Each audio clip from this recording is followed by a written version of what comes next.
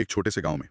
वो अपने स्मार्टफोन पर लेटेस्ट क्रॉप प्राइसेस चेक कर रहा है और बूम, एक यूपीआई पेमेंट का नोटिफिकेशन आता है। अच्छा। उसी सेम टाइम पर गांव का एंशिएंट बनियान ट्री एक ट्रेडिशनल पंचायत मीटिंग होस्ट कर रहा है। वाईफाई सिग्नल्स और एंशिएंट ट्रेडिशंस एक साथ। वाओ। सो कूल ना। Welcome to the deep dive. आज हम इंडिया के विलेजेस की सोल में उतरेंगे एक सुपर डिटेल डिस्कशन में। बिल्कुल। अगर तुम नॉलेज की इस जर्नी के लिए रेडी हो तो जल्दी से सब्सक्राइब करो, नोटिफिकेशन बेल ऑन कर लो और कमेंट में लिखो आई एम रेडी। बिल्कुल, आज का हमारा मिशन है to understand the transformation of rural India piece by piece. हम 11 की क्वेश्चंस को अनपैक करेंगे। फ्रॉम द डिजिटाइजेशन रेवोल्यूशन हाँ। To the colonial myth of the little republic is going to be an exhaustive exploration, so get ready.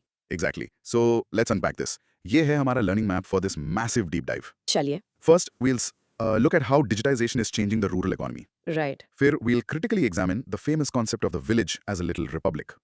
उसके बाद we'll understand the connection between factionalism and rural politics. Okay. फिर we will explore the different types of rural settlement patterns. Interesting. What has been the impact of globalization on Indian villages? वो भी देखेंगे. जरूर। What theoretical concepts emerged from village studies? We'll find out.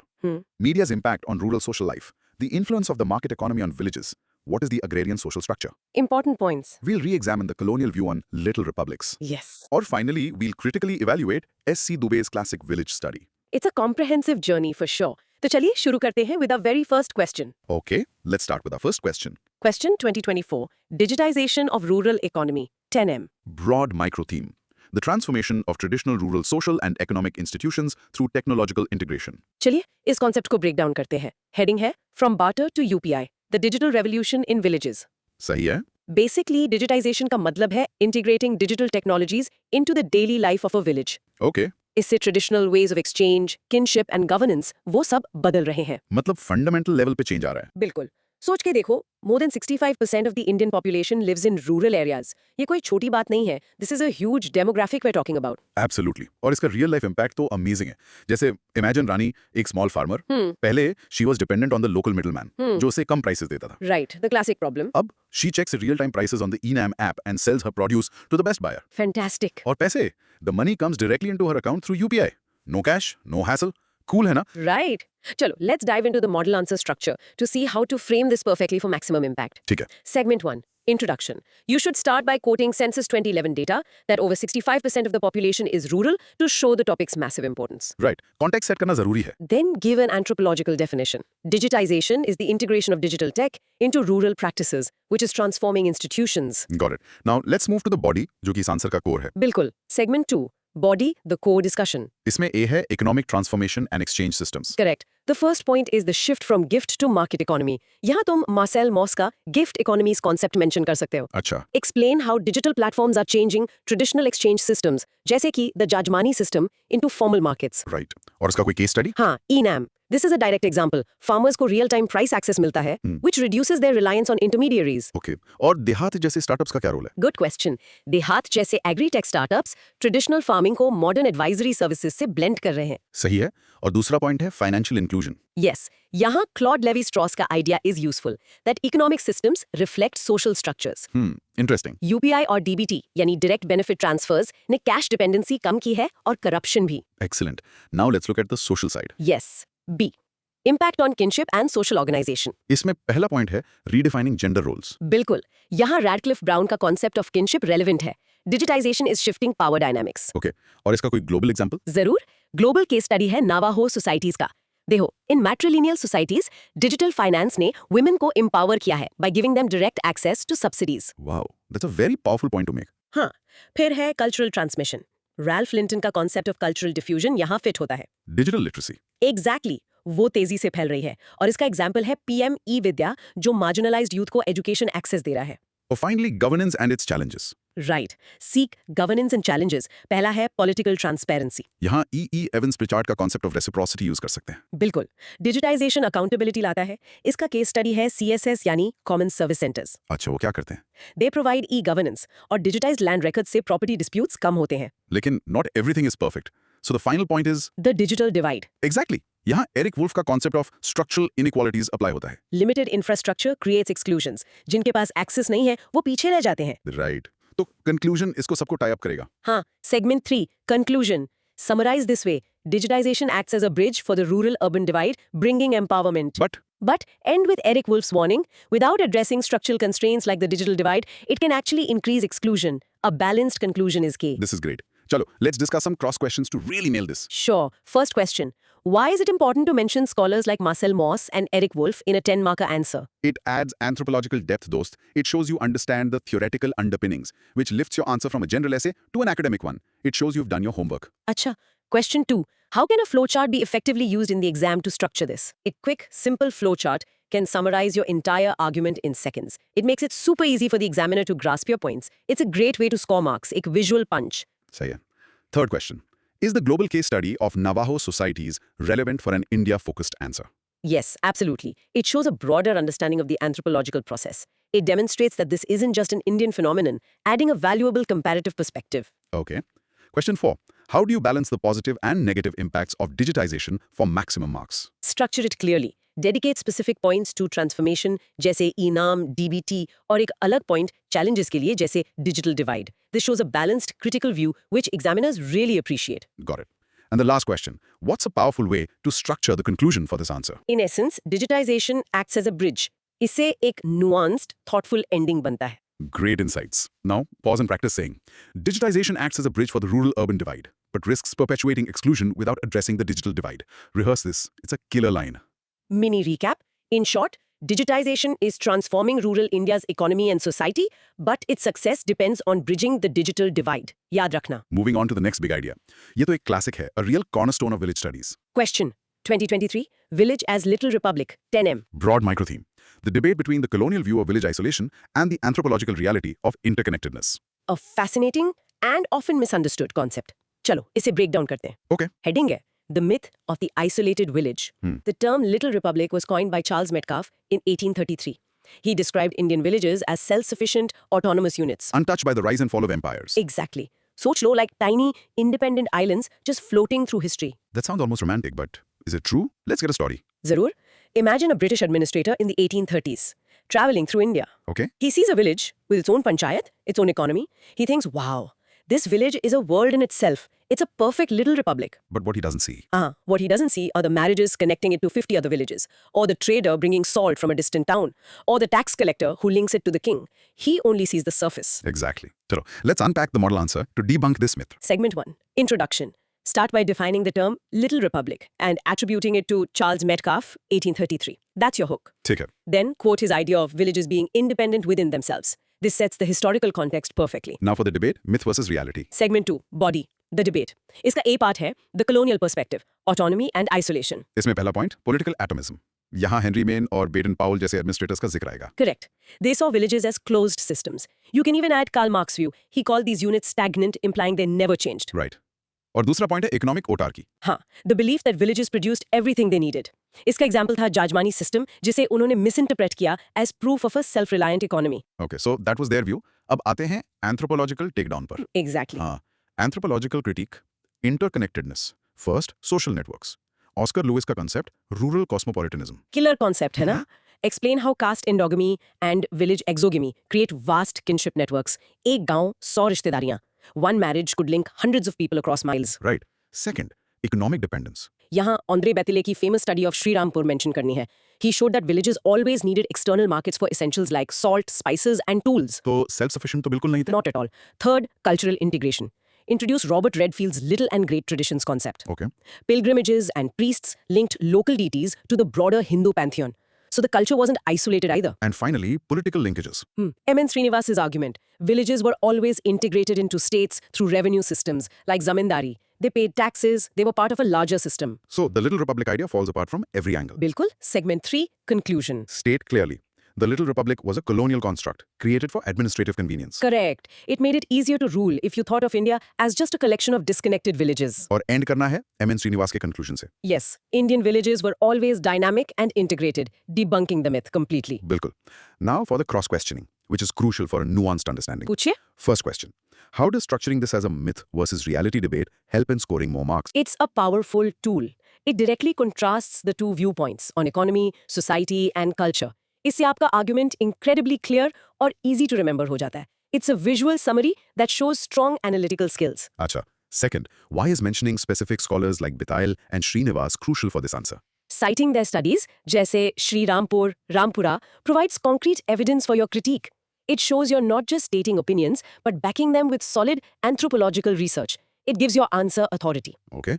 तीसरा सवाल. What's the best way to explain rural cosmopolitanism simply? Use an analogy. Think of it like a social internet. Marriages were the links that connected hundreds of village servers, creating a huge, invisible network. Simple and memorable, right? बहुत अच्छा example है. Fourth, how should the body of the answer be structured to show a clear debate? Create two distinct sections. First, the colonial perspective, जहां उनके arguments रखो. Second, the anthropological critique, जहां आप उन arguments को evidence से systematically dismantle करते हो. It's a classic debate format. Great. And fifth, what's a strong concluding line to leave a lasting impression? A direct and impactful statement, जैसे ultimately, the Little Republic was more a reflection of colonial administrative needs than of Indian social reality. It's a mic drop moment. Fantastic. Now, practice saying, the Little Republic was a colonial construct, while anthropological reality reveals a web of interconnectedness. Practice. It captures the whole debate in one sentence. Mini recap. In short, the idea of the Indian village as an isolated little republic is a colonial myth. In reality, they were always connected economically, socially, and politically. Simple as that. Next up, we're diving into the messy but fascinating world of village politics. Question 2021, Functionalism and Politics in Rural India. 10M. Note, the source clarifies this should be factionalism. Yes. Broad micro theme.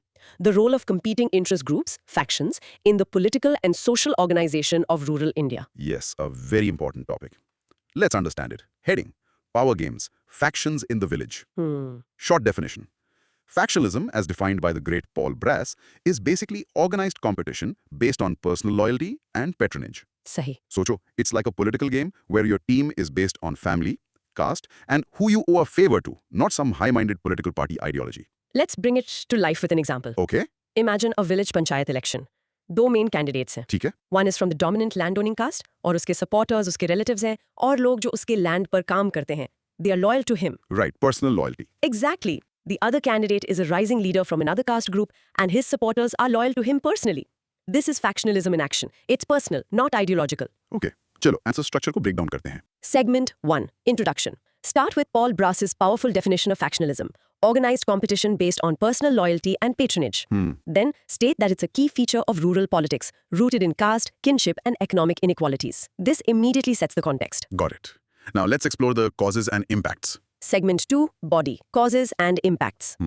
A है nature and causes of factionalism. पहला, caste as structural basis. यहाँ M.N. Srinivas का view mention करना है. हाँ, कि caste is central to power dynamics. Dominant castes like Jats or Reddys often lead factions. Second, economic inequality. यहाँ Andre Betelier का observation mention करना है कि land disputes fuel factionalism. Upper caste landlords versus Dalit laborers एक classic example है. Right. और तीसरा, role of PRIs, Panchayati Raj institutions. बिल्कुल. Rajni Kothari ने point out किया था कि PRIs, meant for decentralization, actually became arenas for these power struggles. Elections amplify factionalism. And what's the impact? Is it all bad? नहीं. B है impact on rural politics और इसके दो sides हैं. Okay, पहले positive side. Positive side है political mobilization. Factional competition can actually increase voter turnout. लोग involved हो जाते हैं. अच्छा? और ये एक single group को सारी power लेने से रोकता है. थोड़ा democracy के लिए अच्छा है in a way. सही है. But there's also big negative side. हाँ, social fragmentation. आशीष नंदी का critique है कि it creates social antagonism instead of collective action. मतलब development schemes delay हो जाती हैं. हाँ, क्योंकि factions agree नहीं कर पाते. Right, और rivalries can turn violent. right. तो conclusion को ये duality capture करनी होगी. Exactly. Segment 3. Conclusion. Summarize the duality. Factionalism helps in political mobilization, but also disrupts governance and fragments society. और end में एक forward-looking statement. Yes, a balanced approach is needed to strengthen institutions so that factions contribute to development, not discord. Excellent. Let's ask some critical questions to sharpen this. Okay. पहला सवाल. The question mentions functionalism, but the answer is on factionalism. How should this be handled in an exam? A smart move. You should briefly note the discrepancy, stating that factionalism is the more relevant concept in this context as per major scholars, and then proceed with the answer on factionalism. This shows alertness and confidence. Right. Question 2. How do you structure the impact section to show both pros and cons effectively? Use clear subheadings like political mobilization for the positive side and social fragmentation for the negative. इससे आपका argument balanced, structured और examiner के लिए बहुत easy to follow हो जाता है. Great. Third question. Why is it important to link factions to PRIs for a high-scoring answer? Because Panchayati Raj institutions are the official arenas where these informal power struggles play out. उन्हें connect करने से पता चलता है कि आप समझते हैं कि फॉर्मल और इनफॉर्मल पॉलिटिक्स रूरल इंडिया में कैसे इंटरैक्ट करते हैं.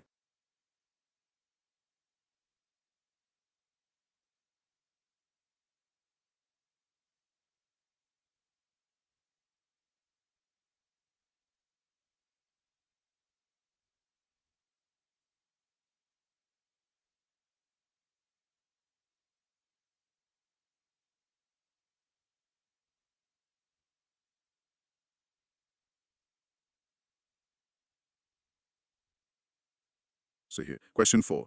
Who are the key thinkers to quote for a top-scoring answer on factionalism? Paul Brass for the definition, M.N. Srinivas and Andre Patel for the causes, and Rajni Kothari और आशीष Nandi for the impacts.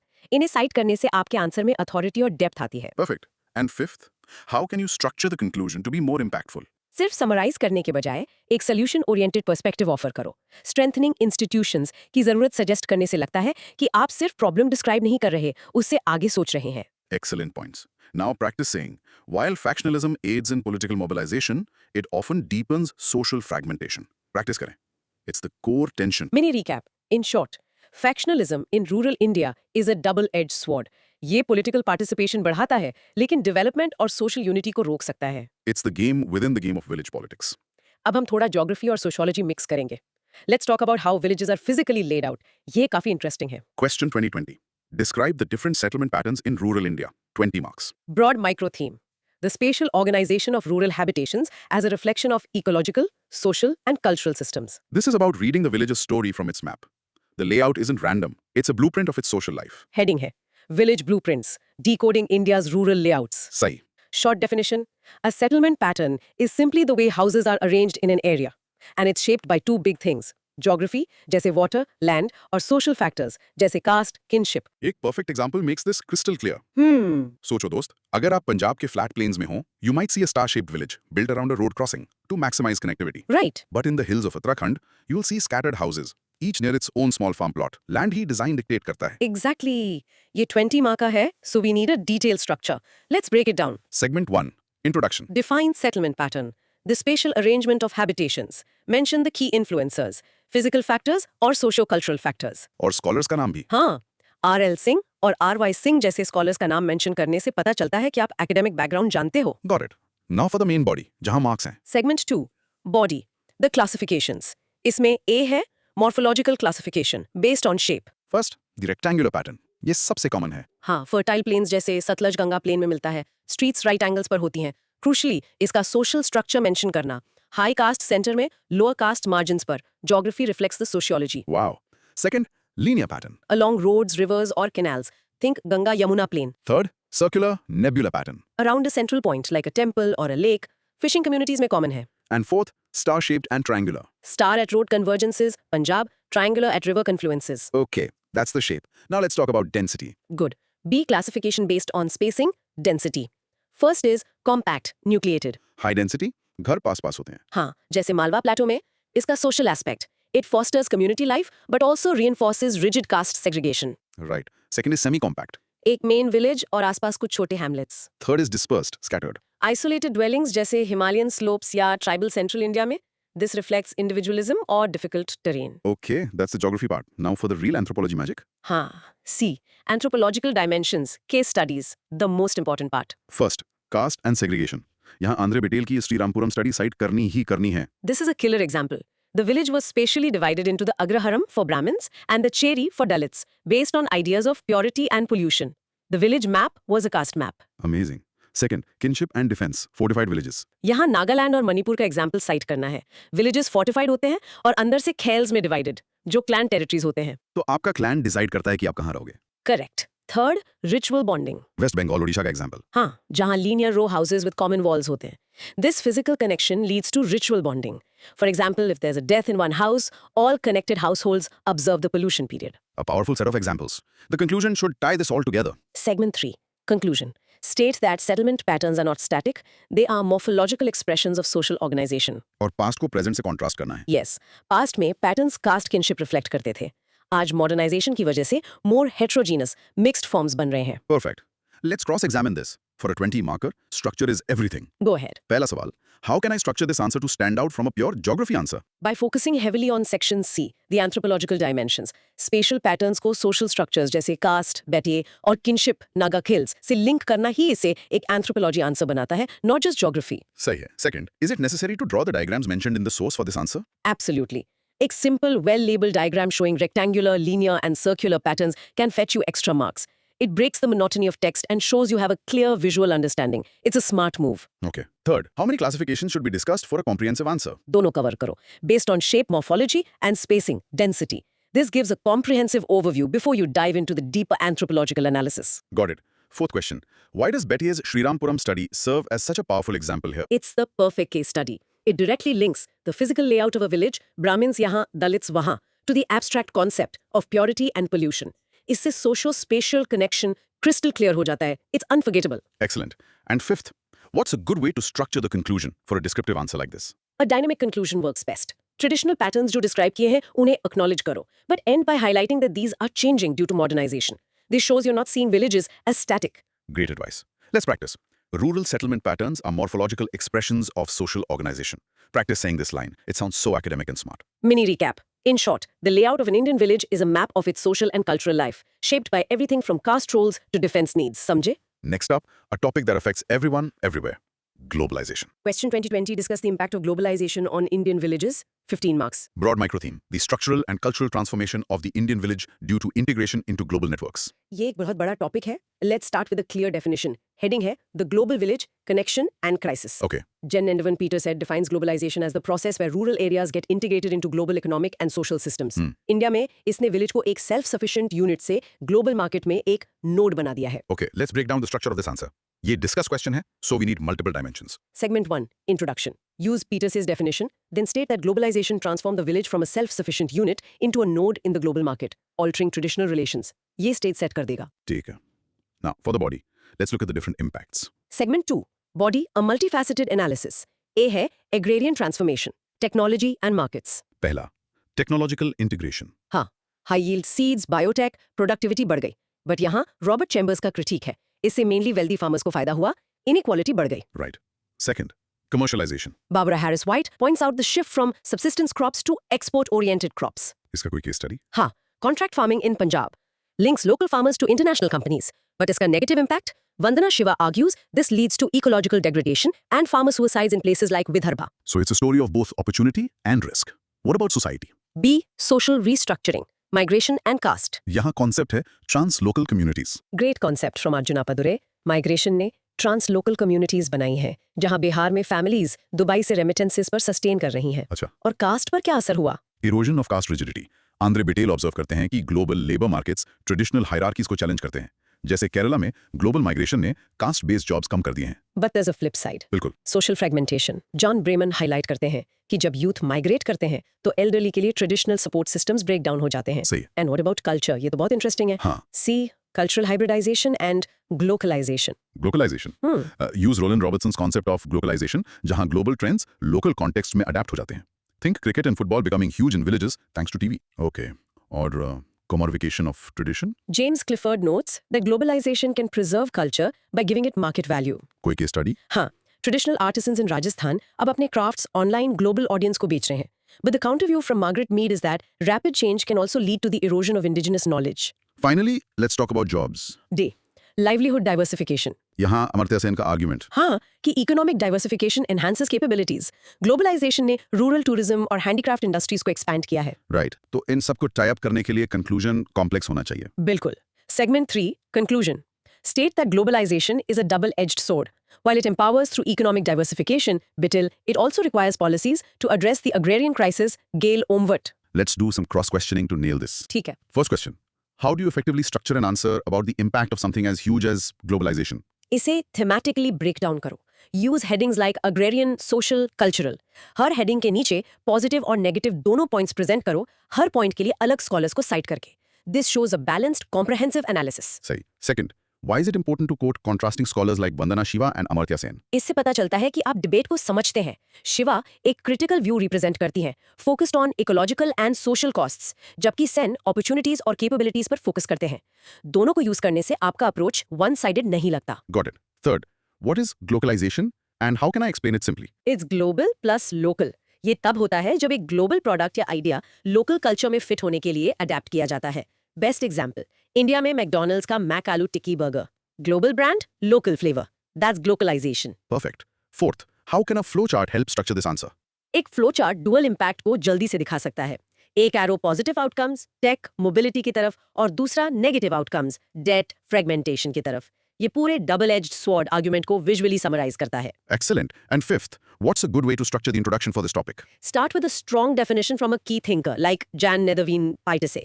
It immediately establishes an academic tone and shows you know the core literature on globalization, setting you up for a high-scoring answer. Perfect. Now, practicing, globalization acts as a double-edged sword for Indian villages, creating opportunities for some and crises for others. Rehearse that line. Mini recap. In short, globalization has integrated Indian villages into the world market, bringing both economic growth and social mobility, but also inequality, risk, and cultural erosion. Now for a really foundational question. Where did all these ideas we are discussing come from? Question 2019. Identify the theoretical concepts that have emerged out of village studies in India. 20 mark. Broad micro theme. The development of indigenous sociological frameworks to analyze the structural and cultural dynamics of rural India. This is a cornerstone question. It's about the toolkit that sociologists and anthropologists use to understand rural India. Heading. The grammar of rural India.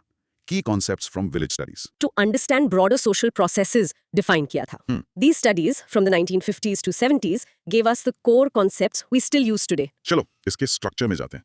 ये 20 marker है तो detail चाहिए. Segment 1. Introduction. Use M. N. Srinivas's definition. State that these studies generated key theoretical concepts explaining caste, economy and change. ये पूरे answer को frame कर देगा. ठीक है. The body of this answer is all about listing and explaining these concepts with their originators. बिल्कुल. Segment 2. Body. The conceptual toolkit. A है.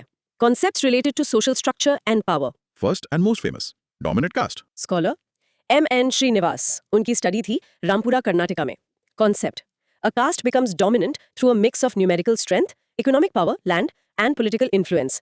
It explains how local power works. Next, caste, class and power. Scholar Andre Betil. उनकी study Sripuram Tamil Nadu में थी.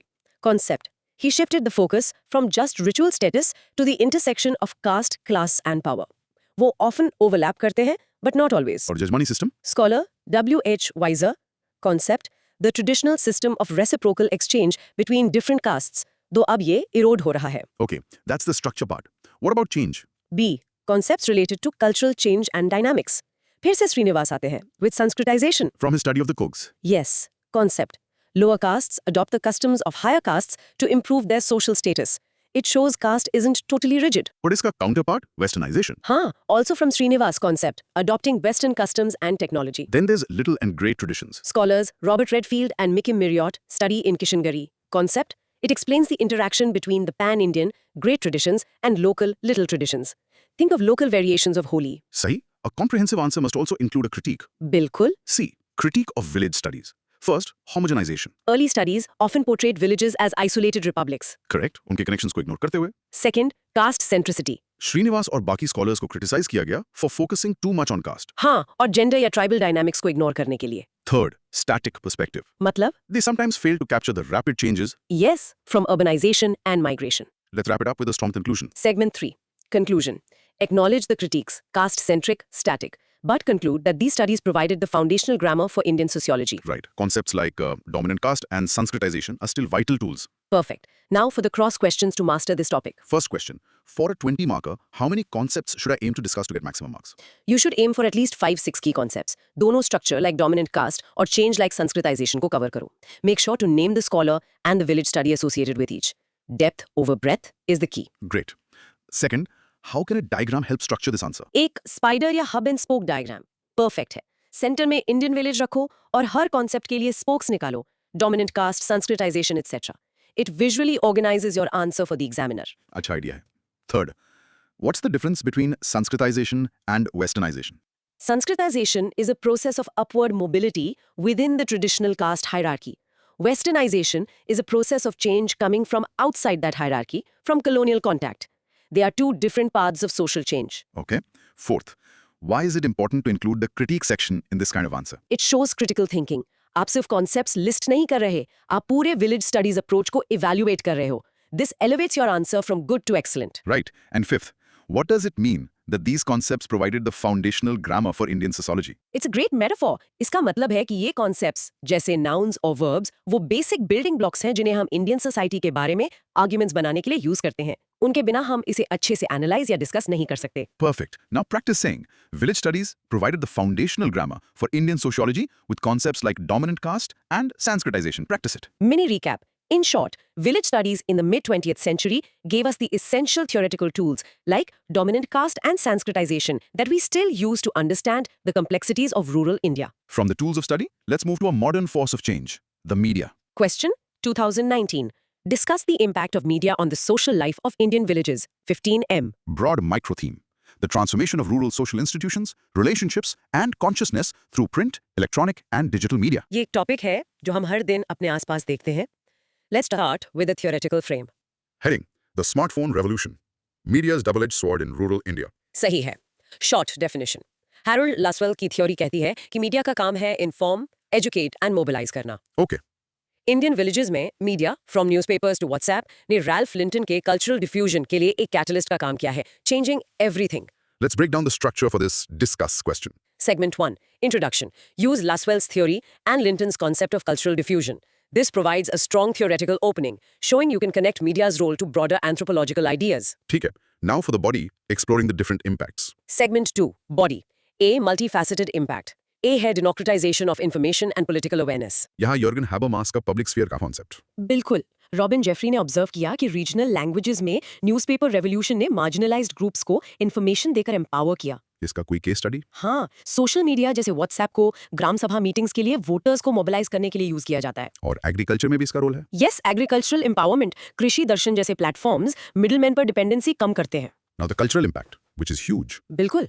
Cultural transformation and imagined worlds. यहाँ अर्जुन अप्पादुराई का concept use करना है. Yes, imagined worlds. Media villagers को urban lifestyles aspire करने देता है. आप इसे क्लोथिंग, डायलेक्ट और इवन हाउस डिजाइन्स में चेंजेस में देख सकते हैं. और सोशल नॉर्म्स पर क्या असर है? Challenging social norms. Payal Arora highlight करती हैं कि डिजिटल मीडिया रूरल वुमेन को प्रोग्रेसिव जेंडर नॉर्म्स से एक्सपोज करता है. थिंक ऑफ कैंपेन्स लाइक सत्यमेव जयते. But it's not all positive. What about the impact on relationships? C. Restructuring social relations and kinship. पहला point, individualisation of leisure. Craig Jeffrey ने note किया कि collective story telling में decline आया है क्योंकि स्मार्टफोन्स इंडिविजुअलाइज्ड मीडिया कंजम्पशन को promote करते हैं. हर कोई अपने फोन पर है. राइट. और इंटरजेनरेशनल कॉन्फ्लिक्ट. क्रिस्टोफ जेफ्रेलोट ने ऑब्जर्व किया कि डिजिटल लिटरेसी यूथ को कास्ट हायरार्कीज पर सवाल उठाने के लिए एम्पावर करती है, जिससे एल्डर्स के साथ फ्रिक्शन होता है. सही है. And of course the economic and identity aspects. D. Economic aspirations and community identity. पहला, consumerism. Ravi Sundaram notes how ads introduce urban consumerist values. But on the other hand revival of identity भी है. बिल्कुल. Regional WhatsApp groups local languages को preserve कर सकते हैं. इसका एक केस स्टडी है. गॉन्डार्ट फ्रॉम मध्य प्रदेश. हाँ, जिसे इंस्टाग्राम के जरिए ग्लोबली प्रमोट किया जा रहा है, reviving traditional livelihoods. Finally, we must address the challenges. Exactly. Challenges, the digital divide and polarization. Inequality. Payal Arora points out the gender digital divide, jahan men often control the devices. और social tension. Christoph Jeffrelot links the spread of fake news on WhatsApp to rising communal tensions and mob violence. The conclusion must capture this complex picture. Segment 3, conclusion. फिर से double-edged sword analogy use करो. Media empowerment और globalization foster करता है, but also cultural homogenization, apodoroi और social fragmentation का risk लाता है. Let's get into some cross questions. पूछो. First, how can I structure this answer to connect media's impact to core anthropological theories? Thinkers use करो. Newspapers को Habermas के public sphere से link करो. Lifestyle changes को एपिडुराई की इमेजिन वर्ल्ड से, ideas के स्प्रेड को लिंटन के कल्चरल डिफ्यूजन से. इससे आपका आंसर एकेडमिक बनता है. Great. Second, how do I structure my answer to show both the good and bad sides of media's impact? इसे थीमेटिकली स्ट्रक्चर करो. हर थीम के अंदर, जैसे कल्चर, एक पॉजिटिव पॉइंट, चैलेंजिंग नॉर्म्स और एक नेगेटिव पॉइंट, कंज्यूमरिज्म प्रेजेंट करो. This shows a nuanced understanding. Okay. Third, what's a good contemporary example of media's negative impact for this answer? The role of WhatsApp in spreading misinformation or fake news that leads to social tension or even violence is a powerful and very relevant example, as noted by scholars like Jafrelot. Right. Fourth, the source mentions individualized media consumption. What does that mean? इसका मतलब है कि लोग media को अकेले अपने personal devices जैसे smartphones पर कंज्यूम कर रहे हैं, ना कि एक कम्युनिटी की तरह साथ में, जैसे कॉमन एरिया में टीवी देखना. इससे सोशल डायनामिक्स बदल जाते हैं. Acha. And fifth, what's a strong concluding thought to structure for this answer? End by highlighting the central challenge, bridging the digital divide. Media के बेनिफिट्स तभी रियलाइज हो सकते हैं जब सबके पास इक्वल एक्सेस हो. This provides a forward-looking, policy-relevant conclusion. Great. Now practice saying, media in Indian villages acts as a double-edged sword, fostering empowerment while also risking social fragmentation. Practice that. Mini recap. In short, media has democratized information and challenged old norms in villages, but it has also brought new problems like consumerism, social isolation, and the spread of misinformation. Next, let's talk about the big one, money, the market. Question 2018. Discuss the impact of market economy on rural villages. 15M. Broad micro theme. The transformation of rural systems from embedded social relations to disembedded market mechanisms. This is about a fundamental shift in how village life is organized. Heading: The Great Transformation. When the market came to the village. Okay. हम यहाँ Karl पोलानी का classic idea use कर सकते हैं. He argued that the transition to a market economy disembeds economic relations from social structures. Simple शब्दों में. Simple शब्दों में, रिलेशनशिप्स जो पहले सोशल ड्यूटी पर बेस्ड थे, जैसे जजमानी, अब कैश और कॉन्ट्रैक्ट पर बेस्ड हो गए हैं. चलो इस टॉपिक को स्ट्रक्चर करते हैं. Segment 1. Introduction. Start with Karl Polanyi's concept of disembedding. This is a high-level opening.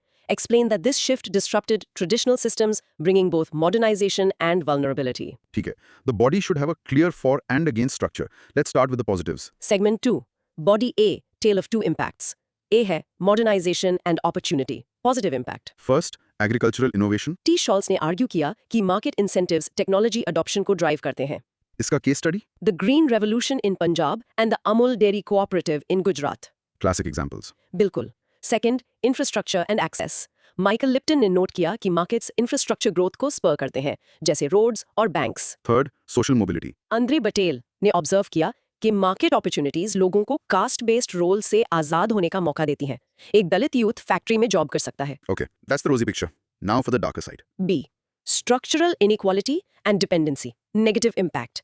First, rising inequality. Jean Drazer Amartya Sen. हाँ, उन्होंने आर्ग्यू किया कि मार्केट से वेल्दी लोगों को ज्यादा फायदा होता है, स्मॉल फार्मर्स डेट में चले जाते हैं. Second, global dependency. Immanuel Wallerstein's world systems theory यहाँ रेलेवेंट है.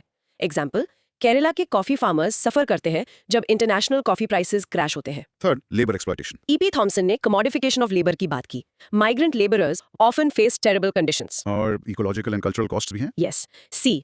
Ecological and cultural erosion. यहाँ वंदना शिवा का जिक्र जरूरी है. बिल्कुल. Environmental degradation. वो मार्केट ड्रिवन मोनोकल्चर्स को क्रिटिसाइज करती हैं, जिससे पंजाब में ग्राउंड वाटर डिप्लीट होता है. Right. और marginalization of tradition. J.C. Scott notes the loss of traditional knowledge. Karnataka के local weavers mass produced textile से compete नहीं कर पाते. और cultural erosion. क्लिफर्ड गियर्ट्स ने नोट किया कि कंज्यूमरिज्म कम्युनिटी रिचुअल्स और फेस्टिवल्स को कम कर सकता है. So, how do we conclude this complex discussion? Segment 3, Conclusion.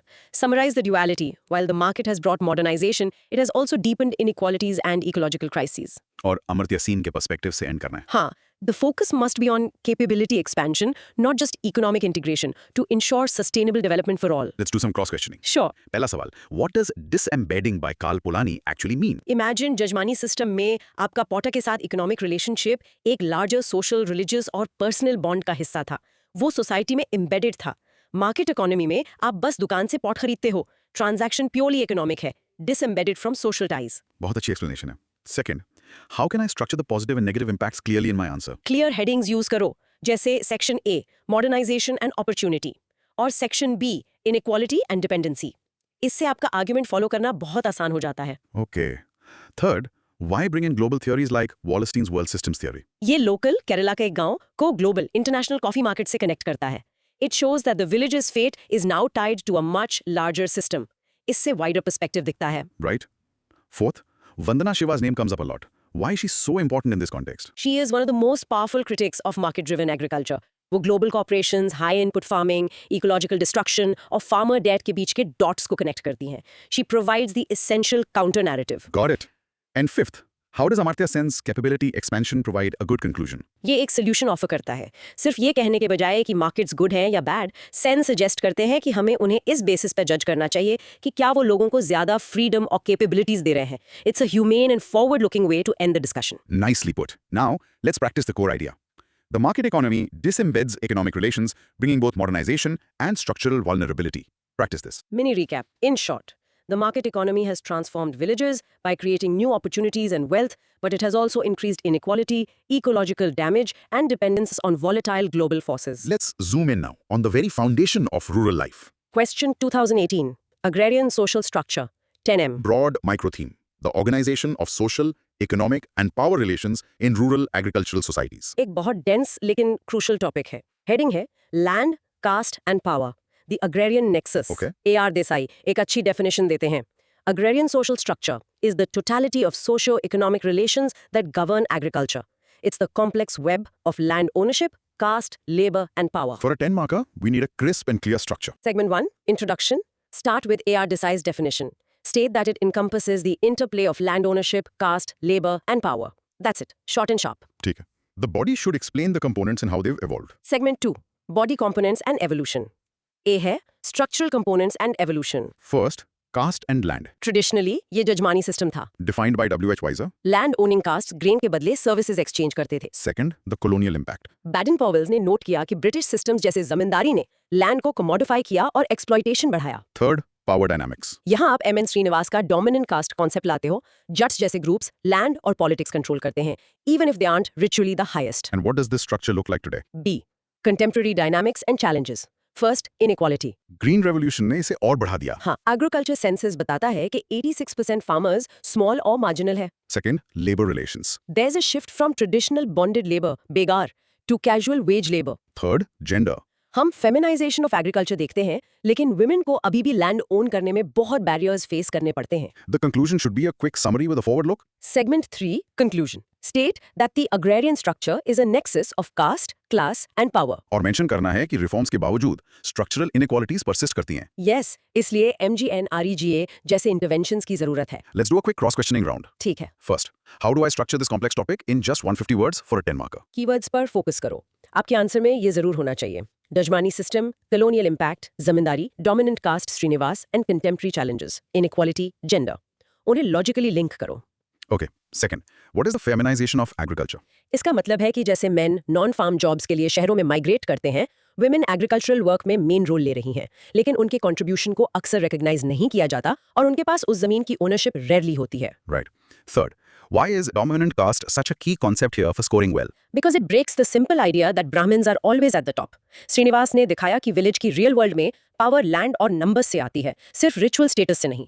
ये concept rural power को समझने के लिए crucial है. Okay. Fourth, how did the British change the agrarian structure? उन्होंने लैंड को एक कमोडिटी बना दिया जिसे खरीदा और बेचा जा सकता था. पहले लैंड कम्युनिटी राइट्स और ऑब्लिगेशंस से ज्यादा जुड़ा था. ब्रिटिश ने fixed revenue demands taxes introduce किए जिससे पेजेंट्स अपनी जमीन मनी लेंडर्स और जमींदार्स को खो बैठे. Got it. And fifth, What is a good way to use a flow chart to structure this answer? एक simple linear flowchart best काम करेगा. Caste hierarchy plus land ownership, dominant caste, labor relations. ये visually दिखाता है कि कैसे अलग-अलग elements मिलकर overall structure बनाते हैं. Perfect. Now practice saying, the agrarian social structure is a nexus of caste, class and power, historically shaped by the Jajmani system and colonial policies. Rehearse that? Many recap. In short, India's agrarian social structure is a complex hierarchy where land ownership, caste status, and political power are deeply intertwined, leading to persistent inequalities. Okay, we are circling back to a familiar theme, but with a different angle. Question 2018. Examine the colonial administrator's view that Indian villages can be considered as little republics. 15M. Broad micro theme. The debate between the colonial construct of village isolation, little republic, and the reality of rural interconnectedness. Yes, this is similar to our second question, but the focus here is specifically on examining the colonial view. हमें समझना है कि क्यों वो ऐसा सोचते थे और फिर उसे critique करना है. Right. Heading. The administrator's gaze. Deconstructing the Little Republic. सही. Short definition. The concept, articulated by Charles Metcalfe, described Indian villages as self-sufficient units that survived unchanged while empires fell. He literally said they have nearly everything they want within themselves. Let's break down how to examine this view for an answer. ठीक है. Segment 1. Introduction. Start by attributing the concept to Charles Metcalfe, 1830. Quote his idea of self-sufficiency. This sets the stage by clearly stating the view we are about to examine. ठीक है. Now the body. Part 1 is explaining their view. Part 2 is critiquing it. Segment 2. Body, the view and the critique. A है the colonial perspective. Features and motivations. पहले वो क्या मानते थे? Economic autarky, political autonomy or stagnation. Correct. Second, and this is crucial for this question, why did they believe this? The rationale. Administrative convenience? हाँ, revenue collect करना आसान था अगर आप हर गांव को एक सिंपल यूनिट मानते हो. और romanticization? बिल्कुल.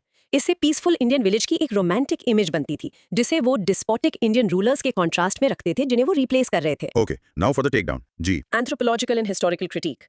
This view was a colonial myth. Economic interdependence. R.S. Sharma, the historian, ने आर्ग्यू किया कि विलेजेस हमेशा सॉल्ट और मेटल्स जैसी चीजों के लिए ट्रेड करते थे. Political integration. बर्नार्ड कोन ने इस व्यू को क्रिटिसाइज किया, नोट करते हुए कि किंग्स और जमींदार हमेशा लैंड पर कंट्रोल रखते थे और टैक्सेस कलेक्ट करते थे. और social stratification. हाँ, हार्मोनियस रिपब्लिक से दूर विलेजेस कास्ट से डीपली डिवाइडेड थे. पावर इक्वली शेयर्ड नहीं थी. इसकी contemporary relevance भी mention करना अच्छा रहेगा. जरूर. सी कंटेम्प्रेरी रेलेवेंस, ये आइडिया ऐसे ही खत्म नहीं हुआ। इसने महात्मा गांधी के ग्राम स्वराज के विजन को इन्फ्लुएंस किया। और 73rd अमेंडमेंट? हाँ, modern laws like the 73rd amendment villagers को लीगल ऑटोनॉमी देने की कोशिश करते हैं। दो मार्केट इंटीग्रेशन अब इकोनॉमिक सेल्फ सफिशिएंसी को इम्पॉसिबल बना देता है। Finally, the conclusion? Segment 3। Conclusion. Conclude that the Little Republic was a partial and romanticized understanding that served colonial interests. Right. It captured the resilience of local institutions, but completely ignored the caste hierarchies and the villages' integration. बिल्कुल, integration into larger state and market systems. Let's cross question this. ठीक है। First, how is structuring this answer different from the earlier villagers little Republic question? Key difference focus का है। पहला question एक straightforward debate था। ये आपसे examine the colonial administrators view के लिए कहता है। So you must spend more time explaining why they held this view. Administrative convenience, romanticizing. It's about getting inside their mindset before critiquing it. सही है। Second, why was the Jajmani system so central to the colonial view? Because on the surface, it looked like a perfect closed system of exchange. उन्होंने goods और services को बिना cash के exchange होते देखा और इससे उन्होंने complete economic self-sufficiency interpret कर लिया, उस trade को ignore करते हुए जो इस system के बाहर होता था। Okay. Third, what does Bernard Cohn's critique add to this answer? Cohn एक ब्रिलियंट हिस्टोरियन एंथ्रोपोलॉजिस्ट थे। उनका क्रिटिक पावरफुल है क्योंकि उन्होंने हिस्टोरिकल रिकॉर्ड्स यूज करके दिखाया कि pre colonial rulers village affairs में डीपली इन्वॉल्व थे, स्पेशली लैंड रेवेन्यू को लेकर। ये पॉलिटिकल ऑटोनॉमी के आइडिया को डायरेक्टली कॉन्ट्रडिक्ट करता है। Right. Fourth, is it fair to call it a colonial myth? Why is this term effective in an answer? Yes, because इसमें थोड़ी सच्चाई थी, विलेजेस रिजिलियंट थे, लेकिन ये एक मैसिव ओवर सिंप्लीफिकेशन थी जिसका एक पॉलिटिकल पर्पस था। एक मिथ जरूरी नहीं कि पूरा झूठ हो, वो अक्सर एक सिंप्लीफाइड स्टोरी होती है जो एक सर्टेन वर्ल्ड व्यू या पावर स्ट्रक्चर को जस्टिफाई करती है। इस टर्म को यूज करने से क्रिटिकल पर्सपेक्टिव दिखता है। Great point. And fifth, how does mentioning Gandhi and the 73rd Amendment strengthen the conclusion? ये दिखाता है कि इस कॉलोनियल आइडिया की एक लंबी और कॉम्प्लेक्स आफ्टर लाइफ थी। ये सिर्फ एक हिस्टोरिकल क्यूरियोसिटी नहीं था, इसने इंडियन पॉलिटिकल थॉट और पॉलिसी को शेप करना जारी रखा, जिससे ओरिजिनल कॉन्सेप्ट को समझना और क्रिटिक करना और भी जरूरी हो जाता है। Well said. Now, practice this line. The Little Republic was a colonial construct that served administrative convenience by ignoring the village's deep integration into state and market systems. Practice it. Mini recap. In short, the colonial view of villages as little republics was a useful fiction for the British, a romanticized idea that ignored the reality of caste hierarchy and economic and political interconnectedness. For our final question, we get to do a deep dive on a single classic study. Question 2017. Give a critical evaluation of any one anthropological village study in India. 15M. Broad micro theme: the structural functional analysis of Indian rural society through S.C. Dube's ethnographic work. ये एक chance है to show deep knowledge of a specific work. हम S C. Dube के Indian village पर focus करेंगे। Heading: Inside Shamirpet. A critical look at S.C. Dube's classic study. सही। Short definition village studies microcosm of Indian society को analyse करने के लिए emerge हुई। एस.सी. दुबे की study of Shamirpet village in Telangana, जो इंडियन विलेज 1955 के नाम से पब्लिश हुई, एक सेमिनल वर्क है जो सोशल इंस्टीट्यूशंस के बीच इंटरकनेक्शंस को समझने का एम रखती थी।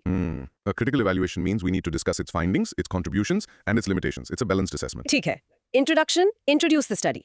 S.C. Dube's Indian Village 1955, a study of Shamirpet, state that it's a seminal work aiming to understand the interconnections of social institutions. ठीक है. Let's start with what he found. Segment 2. Body. A balanced assessment.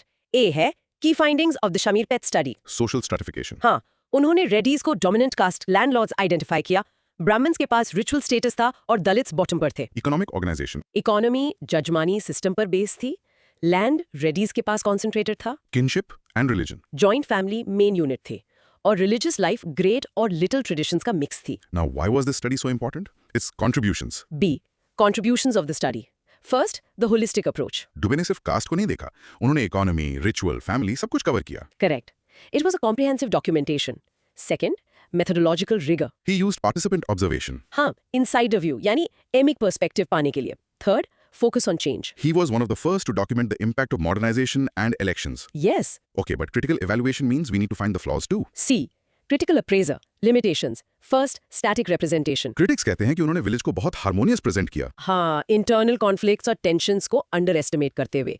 Second, neglect of agency. मतलब उन्होंने villagers को tradition के passive followers की तरह portray किया. सही, ना कि एक्टिव एजेंट्स जो नॉर्म्स को resist या चेंज करते हैं.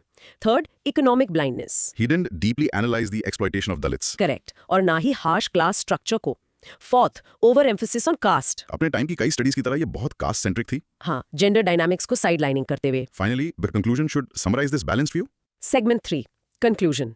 इसके लैंडमार्क स्टेटस को एक्नॉलेज करो. Dubé's study was crucial for shifting from text-based views to field-based reality. But also state its limitations. हाँ, structural functionalist, neglect of conflict. और इसके practical impact से end करना है. Yes, note its practical impact. It provided the empirical basis for policies like the Community Development Program. Let's cross-question this to make it perfect. Go ahead. First, what does critical evaluation actually mean in an exam context? And how do I structure my answer? इसका मतलब है कि आप सिर्फ study को summarise नहीं कर सकते। आपको एक जज की तरह एक्ट करना है। आपको एविडेंस प्रेजेंट करना है, द फाइंडिंग्स, स्ट्रेंथ्स हाईलाइट करने हैं, द कंट्रीब्यूशंस, और वीकनेसेस पॉइंट आउट करने हैं, द लिमिटेशंस। इस तरह से स्ट्रक्चर करना एक बैलेंस्ड टू साइडेड आर्ग्यूमेंट्स दिखाता है। Okay. Second, what is a structural functionalist limitation? Structural functionalism एक स्कूल ऑफ थॉट था जो सोसाइटी को एक स्टेबल सिस्टम की तरह देखता था, जहां हर पार्ट का हार्मनी मेंटेन करने का एक फंक्शन होता था। इसकी लिमिटेशंस ये हैं कि ये कॉन्फ्लिक्ट, इनइक्वालिटी और चेंज को ओवरलुक करता है। दुबे की स्टडी को अक्सर इसका एग्जाम्पल माना जाता है। Got it. Third, why was the holistic approach so groundbreaking at the time? Because village studies से पहले इंडिया की ज्यादा समझ ancient texts, the Indological view से आती थी, जो ऑलमोस्ट एक्सक्लूसिवली कास्ट और रिलीजन पर ब्राह्मणिकल पर्सपेक्टिव से फोकस करते थे। दुबे और दूसरों ने फील्ड में जाकर दिखाया कि एक गांव एक कॉम्प्लेक्स लिविंग सिस्टम था। Right. Fourth, how can I make my critique sound respectful but firm in an answer? Phrases use करो जैसे क्रिटिक्स आर्ग्यू दैट, या while the study was pioneering it has been critiqued for. इससे आप limitations present कर सकते हो, बिना ऐसा लगे कि आप एक क्लासिक वर्क पर अटैक कर रहे हो।